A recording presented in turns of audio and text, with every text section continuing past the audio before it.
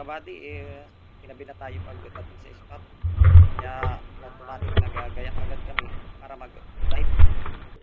At may nakita nga akong isda rito sa butas. Pinana ko. Agay, dali.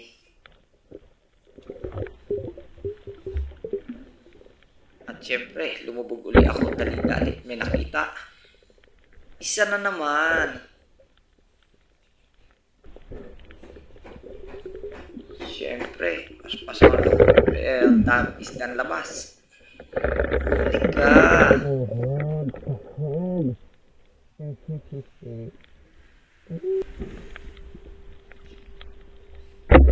Nakakitang panos.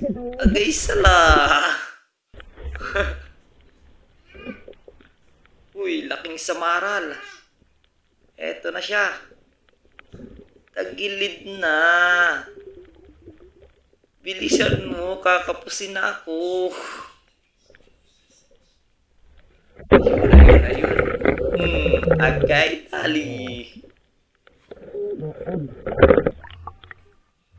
Ang laki. Lapad talaga. Swerte. Siyempre, may nakita ako. Isang good size na yan. Agay, tali na naman. Hindi ko na pala pinakita yung pagpana ko doon sa dalawa. At medyo maliit-liit naman. Pero okay na rin pang ulam.